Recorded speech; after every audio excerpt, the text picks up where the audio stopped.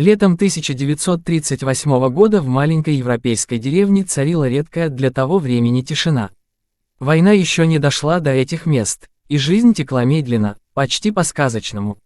Антон, местный фотограф-любитель, любил гулять с камерой по утренним улочкам, запечатлевая обыденные сцены, соседку, развешивающую белье, мальчишек, гоняющих деревянный мяч, и стариков, играющих в домино в лавке.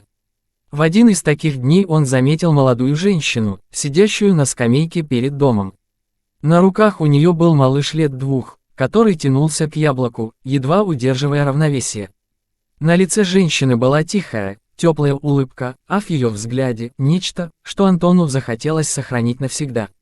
Он поднял камеру, щелкнул затвором, и кадр был готов.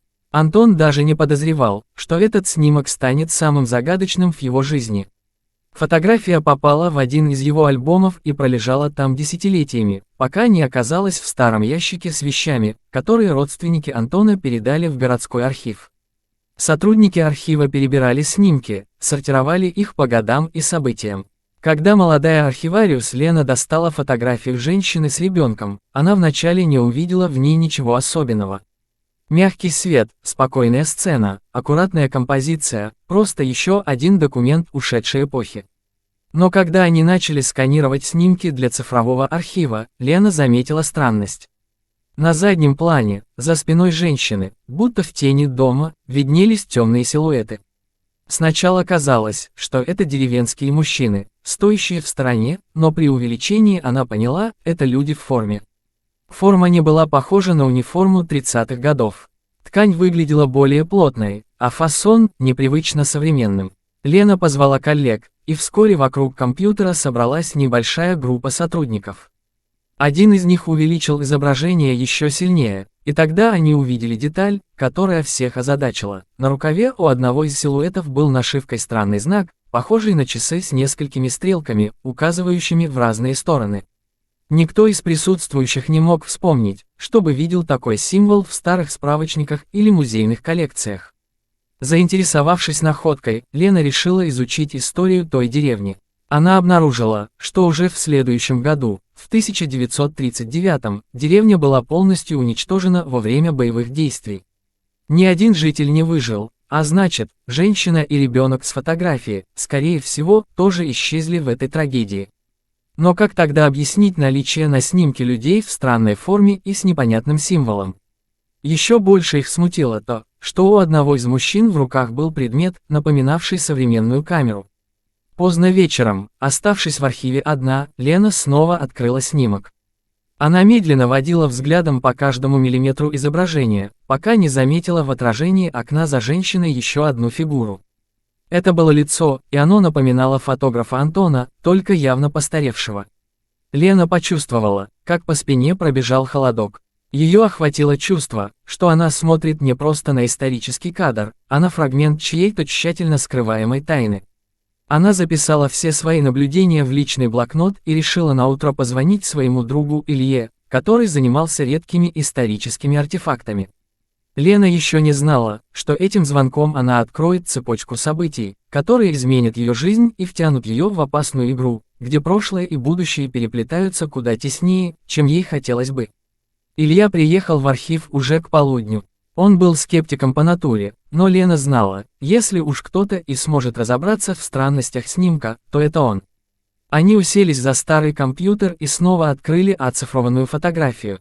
Илья присмотрелся, нахмурился и попросил Лене отдать ему оригинал для изучения под микроскопом.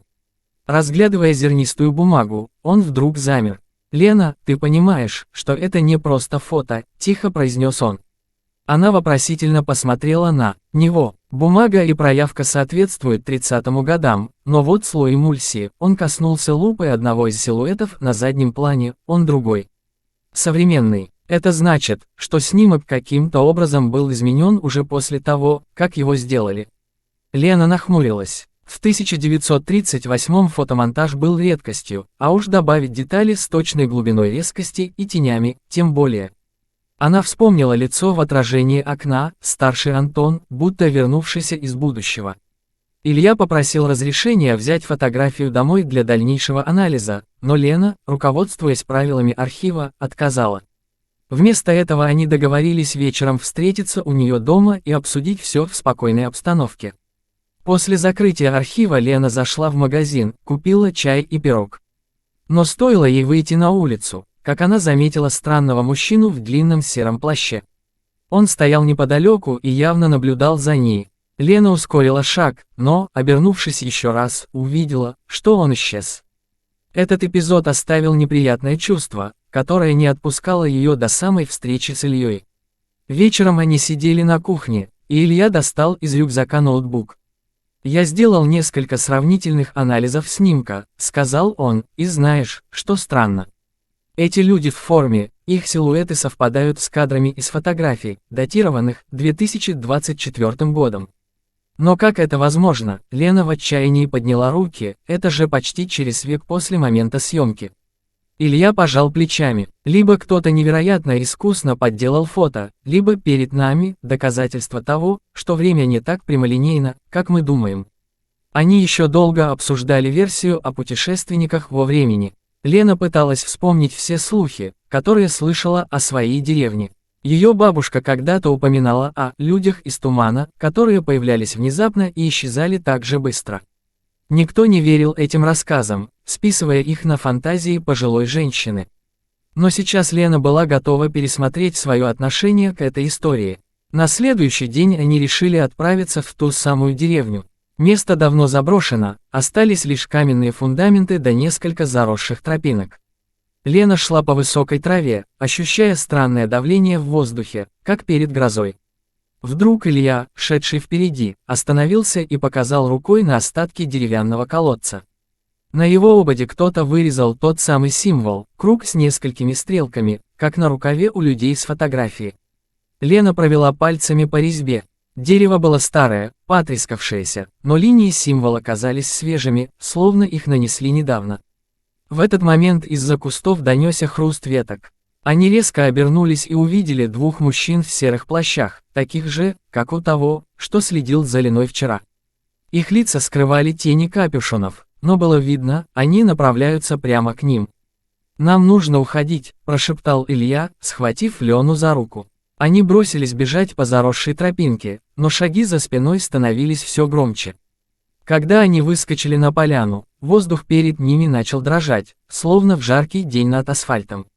Сквозь мерцание проступили очертания чего-то металлического, странной конструкции, наполовину скрытой в воздухе.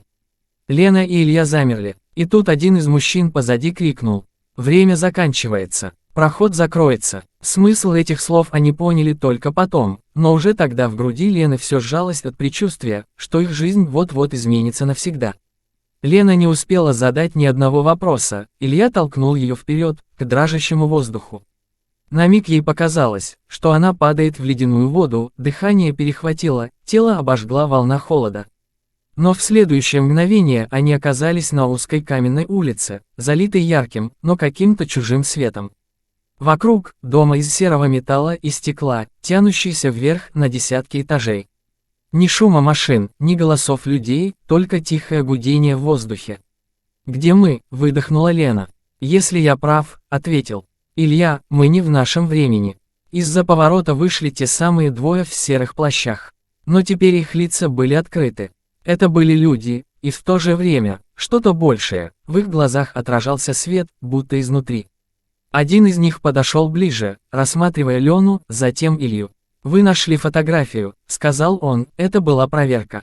Не все способны ее увидеть». Лена растерялась. «Проверка? Для чего? Чтобы понять, готовы ли вы услышать правду», — спокойно ответил второй. «Снимок сделан в 1938 году, но на нем мы.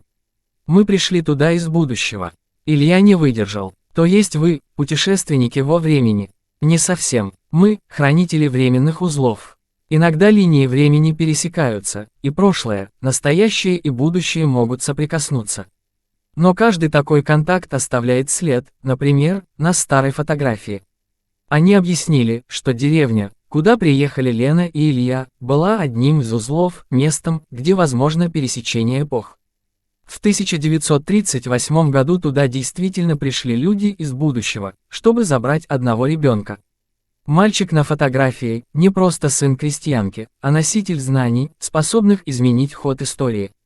Его забрали, а следы тщательно скрыли. Лена почувствовала, как земля уходит из-под ног. А его мать, что с ней стало? Она осталась в своем времени. «Мы не вмешиваемся больше, чем необходимо», – холодно произнес первый. Внезапно где-то позади раздался громкий треск. Хранители переглянулись. «Нам нужно уходить. Проход закроется, и вы останетесь здесь навсегда», – сказал один из них. Но Лена уже не хотела уходить. Ее тянуло узнать правду до конца. «А если я захочу остаться? Тогда твоя жизнь в твоем времени прекратится.